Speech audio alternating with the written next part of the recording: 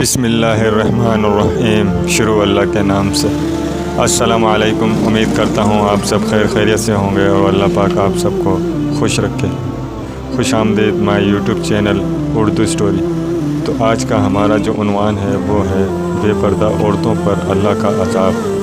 تو چلو دوستو، آج کی ویڈیو سٹارٹ کرتے ہیں۔ اور ہاں، اس سے پہلے جس بھی دوست نے ابھی تک میرا چینل سبسکرائب نہیں کیا تو جلدی سے میرا چینل سبسکرائب کر دیں اور بیل آئیکن پہ کلک کر دیں تاکہ ہر نیو آنے والی ویڈیو آپ کو سب سے پہلے مل سکے۔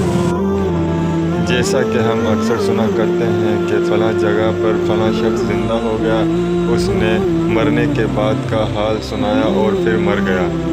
اس قسم کا عذاب قبر سے متعلق ایک واقعہ گفتگو میں پیش آیا، جس کے بارے میں بتاتے ہی ایک شخص قبرستان کے پاس سے گزر رہا تھا کہ اس نے کسی قبر سے یہ آواز سنی کہ مجھے نکالو، میں زندہ ہوں۔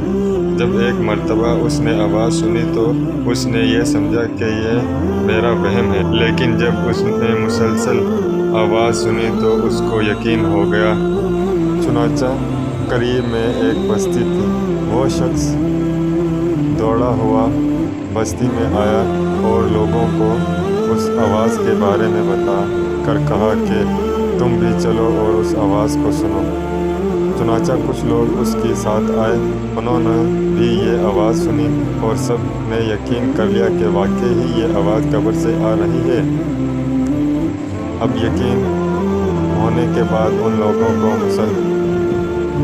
پوچھنے کی فکر ہوئی کہ پہلے عالم سے یہ مسئلہ معلوم کرو کہ قبر کھولنی چاہیے یا نہیں۔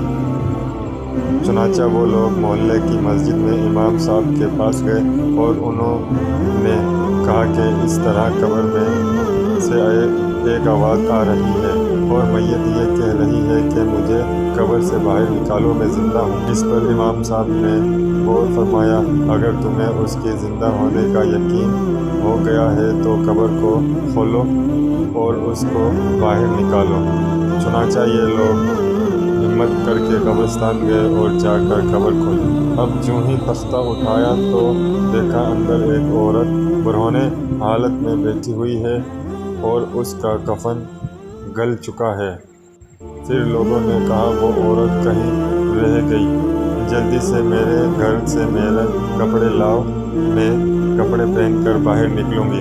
یہ لوگ تھوڑا دور کر اس کے گھر گئے اور جا کر اس کے گھر والوں کو یہ واقعہ بتایا۔ اس کے کپڑے چادر وغیرہ لے کر آئے اور لا کر اندر پھینک دیے۔ اس عورت نے ان کپڑوں کو پہنا اور چادر اپنے اوپر ڈالی، پھر تیزی سے بجلی کی طرح اپنے قبر سے نکلی اور ڈرتی ہوئی اپنے گھر کی طرف بھاگی گئی۔ گھر جا کر اس عورت نے ایک کمرے میں چھپ کر اندر سے کنڈی لگا لی۔ اب جو لوگ قبرستان آئے تھے دوڑ کر اس کے گھر پہنچے۔ ان کو وہاں جا کر معلوم ہوا کہ اس نے اپنے کمرے کے اندر سے کنڈی لگا رکھی ہے۔ ان لوگوں نے دستک دی، کنڈی کھولو۔ اندر سے اس عورت نے جواب دیا، میں کنڈی تو کھولوں دوں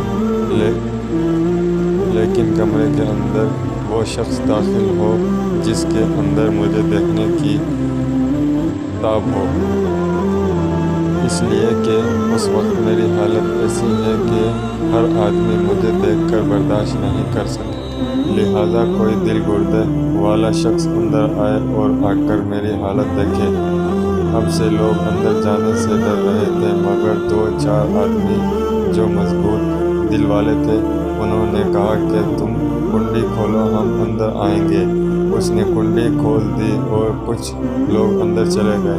لوگوں نے اندر جا کر دیکھا وہ عورت اپنے آپ کو چادر میں چھپائے بیٹھی ہوئی تھی۔ جب یہ لوگ اندر پہنچے تو اس عورت نے سب سے پہلے اپنا سر کھولا۔ ان لوگوں نے دیکھا کہ اس کے سر پر ایک بھی بال نہیں، وہ بالکل خالی کھوپڑی ہے، نہ اس پر بال ہے نہ کھال ہے، صرف خالی ہڈی ہے۔ لوگوں نے اس سے پوچھا تیرے بال کہاں گئے؟ اس عورت نے جواب دیا کہ جب میں زندہ تھی تو ننگے سر گھر سے باہر نکلا کرتی تھی، پھر مرنے کے بعد جب میں قبر میں لائی گئی تو فرشتوں نے میرے ایک ایک بال نوچ اور اس نوچنے کے نتیجے میں بال کے ساتھ کھال بھی نکل گئی۔ اب میرا سر پر نہ بال ہے نہ کھال ہے۔